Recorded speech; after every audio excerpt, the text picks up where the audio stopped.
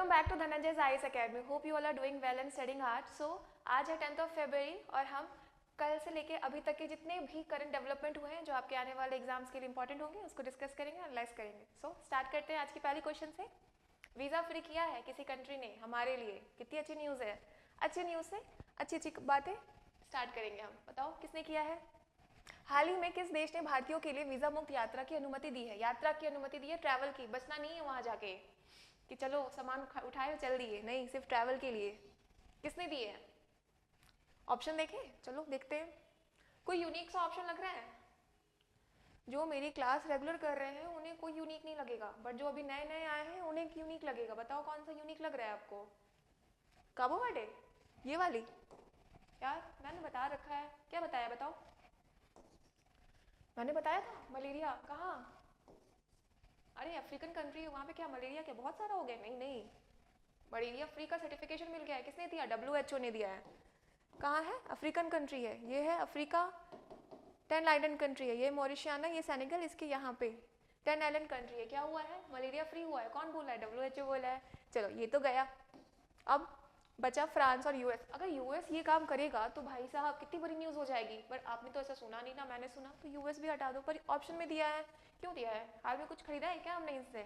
बिल्कुल खरीदा है। क्या खरीदा है? ड्रोन खरीदा है। क्या नाम है बताइए? MQ-9V। चलो ये भी गया। फ्रांस, पूरा रिलेशन बढ़ा रखा है। बताओ फ्रांस ने किया है क्या वीजा फ्री? नहीं यार, इसने तो यूपीआई दिया है। ये भी गया। और क्या किया था फ्रांस ने? हमारे यहाँ आए थे 26 जनवरी को गेस्ट ऑफ ऑनर। फ्रांस भी गया। बचा क्या? Iran. So simple, very simple. Iran ने वीज़ा फ्री कर दिया है। क्यों किया है? हमारे हाल ही में जो हमारे एक्सटर्नल अफेयर मिनिस्टर है, मिस्टर एस जयशंकर, वो गए थे ईरान के दौरे पे। और जब से वहाँ से वो आए हैं कुछ ना कुछ डेवलपमेंट हमें देखने को मिल रहा है और ये उनमें से एक है। तो ईरान ने हमारे लिए वीज़ा फ्री कर दिया है, सिर्फ ट्रैवल के लिए। वो भी सिर्फ कितने दिन के लिए? 15 दिनों के लिए। ऐसा नहीं है कि वहाँ जाके ट्रैवल के नाम पे बस गए, नहीं, ऐसा नहीं है। चलो नेक्स्ट क्वेश्चन पे चलते हैं। देखो जब कोई भी कंट्री न्यूज़ में हो, खास करके ईरान काफ़ी न्यूज़ में है, हमें लोकेशन जानना है। स्पेशली प्रीलिम्स वगैरह में बॉर्डरिंग कंट्री पूछ देते हैं। पूछ देंगे क्या अफगानिस्तान अप्लाई करता है बॉर्डर पे? तो बिल्कुल, देखो ये ईरान है और पता करना है यहाँ पे। देखो सऊदी अरब भी न्यूज़ में था। क्यों न्यूज़ में था? बता रखा है। अरे यार इंडियन डिफेंस शो हुआ था, हम लोग गए थे यहाँ पे। कहाँ हुआ था? सऊदी अरब की रियाद में। चलो रेड सी बहुत न्यूज़ में है, बिल्कुल जाना है, एकदम देखना है। जहाँ कोई कंट्री आए न्यूज़ में हमें मैप खोल के बैठ जाना है, आसपास की कंट्रीज को निहारना है। चलो चलते हैं आगे। FCRA बता रखा है। कोई एक चीज़ बता रखते हैं ना, 1-2 वीक तक वो न्यूज़ में आएगी ही आएगी। अभी कल के ही पेपर में आई हुई है, आधी पेज तक आई हुई थी FCRA को लेकर। बताओ क्या है? नए बच्चे जिनको पता है वो बताइए, जो देख रहे हैं क्लास वो रिवाइज करिए। बताइए क्या है? गृह मंत्रालय द्वारा प्रशासित FCRA का अर्थ क्या है? देखो 1976 में जब इमरजेंसी आई थी तो उस टाइम की जो सरकार थी उन्होंने FCRA लाया। क्यों? क्योंकि उन्हें डर लग रहा था कि जितने भी फॉरेन से पैसे आ रहे हैं, फॉरेन मनी डोनेट कर रहे हैं, जितने भी इंडिपेंडेंट ऑर्गेनाइजेशन जो ऑलरेडी एग्जिस्ट कर रहे हैं इंडिया में, तो क्या बात हुई यार, पैसे दे रहे तो अच्छी बात है ना। नहीं, गवर्नमेंट का ये कहना था कि वो जो इंडिपेंडेंट ऑर्गेनाइजेशन जो एग्जिस्ट कर रहे हैं इंडिया में, वो कहीं ना कहीं नेशनल इंटरेस्ट के लिए काम नहीं कर रहे, वो हमारे कंट्री में डिसस्टेबिलिटी क्रिएट कर रहे हैं। और अगर उनको फॉरेन डोनेशन मिलेगा तो कहीं ना कहीं उनके पास और आर्म्स एंड नॉमिनेशन आ जाएंगे। तो इसको कंट्रोल करने के लिए 1976 में FCRA लाई गई। ये थी पूरी कहानी FCRA की। अब बताइए क्या है ये? मैंने बताया फॉरेन से पैसे आ रहे हैं तो उसको रेगुलेट करने के लिए, तो फॉरेन तो होगा ही। चलो फॉरेन सब में है, विदेशी सब में है। अब क्या क्या कंट्रोल करना है पैसे को? तो करेंसी भी हो सकता है यार, कॉन्ट्रैक्ट भी हो सकता है, कंट्रीब्यूशन भी हो सकता है। कार्टन क्या होता है? नहीं, ये नहीं होगा। चलो अब बताओ। इसका आंसर है फॉरेन कंट्रीब्यूशन रेगुलेशन एक्ट, विदेशी अनुसंधान विनियम अधिनियम। मैंने बताया कि 1976 में इमरजेंसी के टाइम में लाया गया था। क्यों? क्योंकि ऐसा कंसर्न था कि फॉरेन इंटरफेरेंस है इंडियन के अफेयर्स में। ओके, और ये क्या करता है? ये रेगुलेट करता है फॉरेन डोनेशन को। तो अगर कोई भी संस्था है, कोई भी ऑर्गेनाइजेशन है जिससे फॉरेन डोनेशन लेना है, उसको रजिस्ट्रेशन करना पड़ेगा FCRA के अंडर में। ओके, तो न्यूज़ क्या थी ना कि ऑब्वियसली बहुत सारे ऐसे NGOs होंगे, बहुत सारे ऐसे ऑर्गेनाइजेशन होंगे जिसने FCRA में रजिस्टर कर रखा है। तो ये ऐसा नहीं है कि FCRA में एक बार रजिस्ट्रेशन करवा लिया तो काम हो गया, नहीं नहीं, एक टाइम के बाद हमेशा रिन्यू होता है। तो अभी एक रिपोर्ट आई थी जिसमें बताया गया था कि किस स्टेट में सबसे ज़्यादा FCRA का लाइसेंस कैंसिल किया गया था, और वो स्टेट सबसे ज़्यादा था तमिलनाडु। देखो अगर आपको विजिबल है तो बता रहे हैं यहाँ पे, तमिलनाडु में सबसे ज़्यादा FCRA का लाइसेंस कैंसिल किया गया है। ओके, और सबसे ज़्यादा पैसे कहाँ आ रहे हैं, दिल्ली में आ रहे हैं फॉरेन डोनेशन से। ओके, तो ये हाल में ही रिपोर्ट आई थी, आधे पेज की रिपोर्ट थी, मैंने सोचा चलो आपको बता देती हूँ। चलो नेक्स्ट क्वेश्चन पे चलते हैं। बहुत चर्चे में है, कौन सा पेपर रिलीज किया जाता है गवर्नमेंट के द्वारा, बताइए। सरकार की नीतियों और उपलब्धियों को उजागर करने के लिए हाल ही में कौन सा पत्र जारी किया गया? आपको पता है कि बजट सेशन खत्म हुआ है, बजट सेशन खत्म हुआ तो हमारी जो फाइनेंस मिनिस्टर है, क्या नाम है आप बताइए, फाइनेंस मिनिस्टर निर्मला सीतारमण जी ने एक पेपर प्रस्तुत किया और उसमें बताया कि 4 से लेकर 2014 तक की गवर्नमेंट ने कितने सारे काम किए जो देश हित में नहीं था। फिर उनकी सरकार आई 2014 में, और 2014 से लेकर आज तक उन्होंने कितने सारे अच्छे काम किए, और जो इकोनॉमी पहले ध्वस्त हो चुकी थी उसको फिर से वापस रिवैम्प किया। उन्होंने कहा कि हम आधार कार्ड लाए, उसके बाद फिर हमने GST इम्प्लीमेंट करवाया, जिसके चलते हमारा जो इकोनॉमी है आज बहुत आगे बढ़ रहा है। तो जितनी भी उनकी जितनी भी पॉलिसीज थी और जितनी भी उनकी अचीवमेंट है उन्होंने उसमें शोकेस किया। तो किस पेपर में शो किया बताओ? उन्होंने किया था व्हाइट पेपर में। ओके, तो व्हाइट पेपर क्या होता है? व्हाइट पेपर जो होता है वो कॉम्प्रिहेंसिव इन्फॉर्मेशन प्रोवाइड करता है, एनालिसिस कर प्रोवाइड करता है, जो स्पेसिफिक टॉपिक वगैरह होते हैं उस पर, ठीक है। जो भी हमारा मतलब सोल्यूशन होता है, जो भी अचीवमेंट होता है, सरकार उसमें अपना दिखाती है। तो देखो यहाँ पे निर्मला सीतारमण मैम है, वो बता रही हैं कि उन्होंने कितने सारे अच्छे अच्छे काम किए हैं, जिसके चलते हमारा जो इकोनॉमी है जो पहले लॉस में था वो वापस से प्रॉफिट में आ गया, ठीक है। तो इसी के अगेंस्ट में हमारे जो कांग्रेस के हैं खड़गे साहब, इन्होंने ब्लैक पेपर इशू किया। ब्लैक पेपर, उसके कॉन्ट्रास्ट में क्या होता है, वो जितना भी उनका क्रिटिकल एनालिसिस होता है गवर्नमेंट का उसमें वो प्रेजेंट रहता है। तो क्या करता है, वो क्रिटिकल एनालिसिस करता है कि हाँ आपने ये काम किए, आपने डीमोनेटाइजेशन लाया जिसका क्या क्या असर पड़ा, आपने मणिपुर का जो इशू था उसको अच्छे से नहीं सॉल्व किया। तो जितने भी क्रिटिकल एनालिसिस होते हैं गवर्नमेंट की वो ब्लैक पेपर में करते हैं। तो व्हाइट पेपर अचीवमेंट गिनाता है और ब्लैक पेपर क्रिटिसिज्म होता है, ठीक है। तो ये था, ये भी आया हुआ था आपके न्यूज में। चलो नेक्स्ट क्वेश्चन, कार्टी पढ़ा है? संडे के न्यूज़पेपर में आया था शायद ये अभी। किससे रिलेटेड है आप बताइए?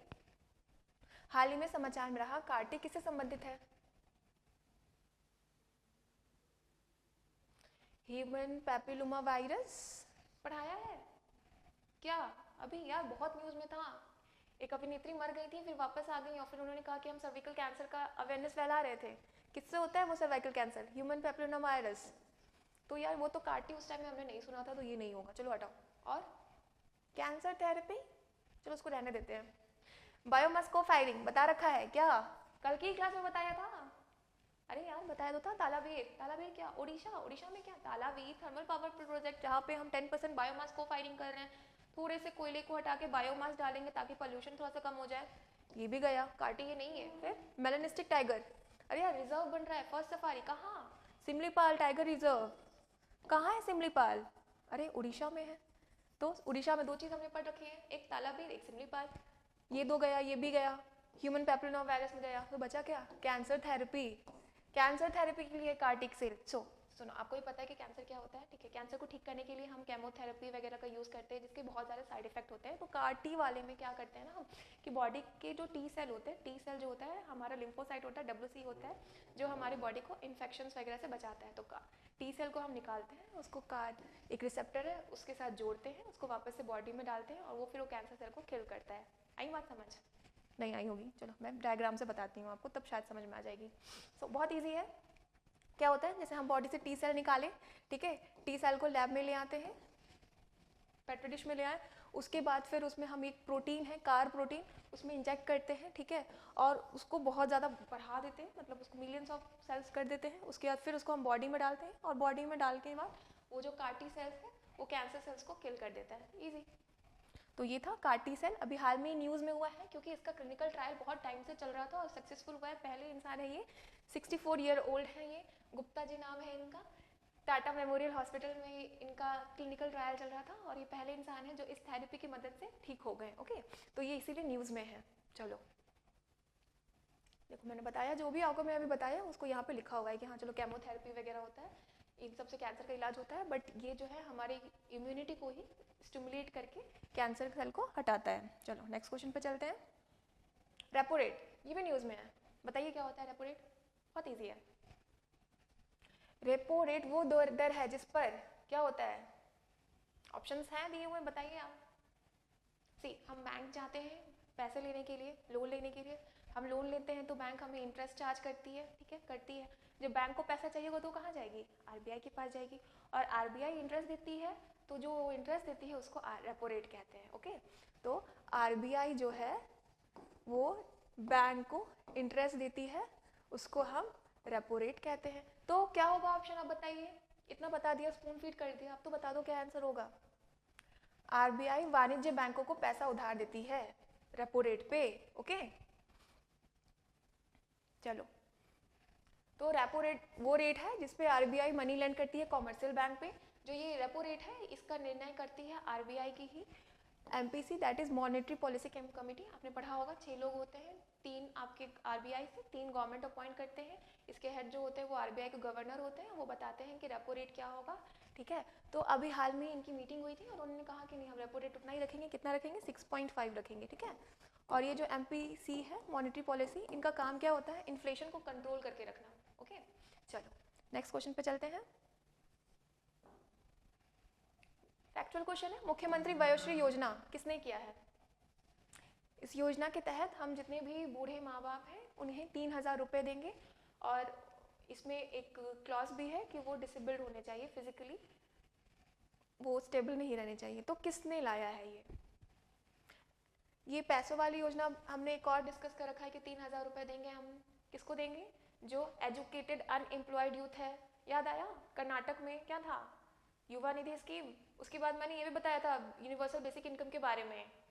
चलो, कहाँ? कर्नाटक में क्या लाया? युवा निधि स्कीम। याद आया? चलो, तो कर्नाटक तो गया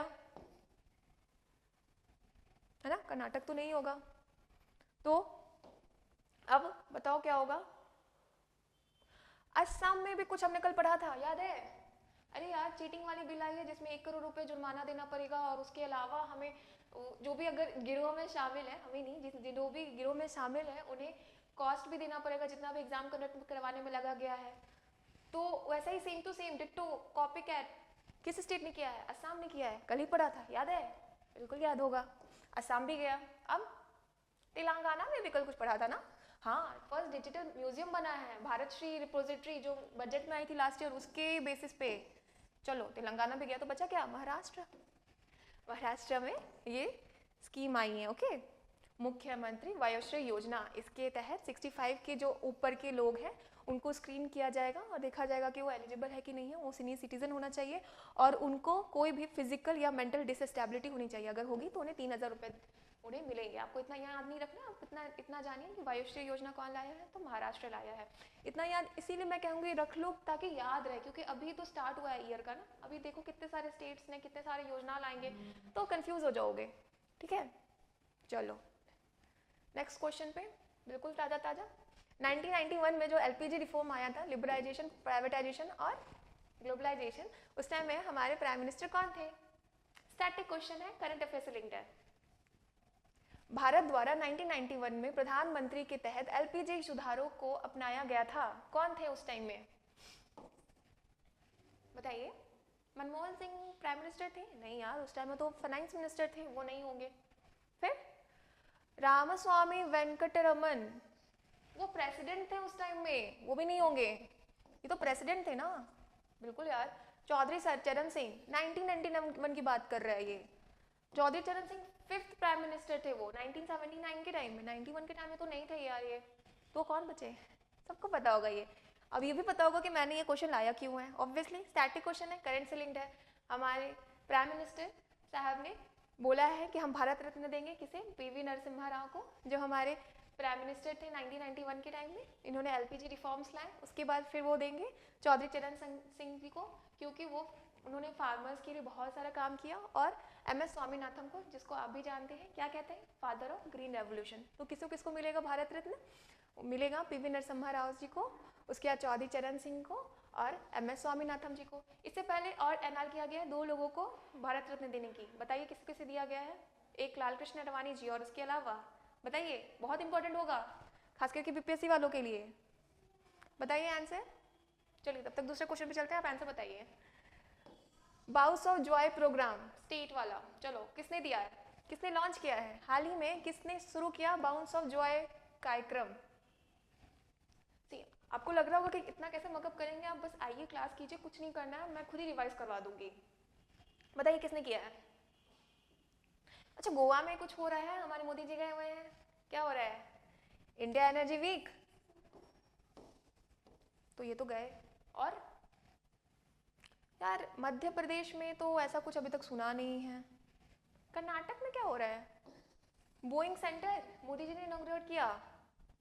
राजस्थान, चलो क्या है ये वॉइस ऑफ जॉय प्रोग्राम? नाम से ही लग रहा है हम कुछ बाउंस करेंगे। क्या बाउंस करेंगे? स्पोर्ट्स पे बाउंस करेंगे। जी हाँ, इसमें बात की गई है कि हम पढ़ाई में, हम अपने स्टडी के कैरिकुलम में स्पोर्ट्स को भी लाएंगे ताकि लोग, बच्चे और ज़्यादा अच्छे से पढ़ें और फिजिकली एक्टिव रहें। ओके, तो ये था राजस्थान ने लाया, क्या लाया? Bounce of joy program. चलो next question, national science day कब सेलिब्रेट होता है, क्यों सेलिब्रेट होता है, ये मैं बताती हूँ, आप बताइए कब होता है।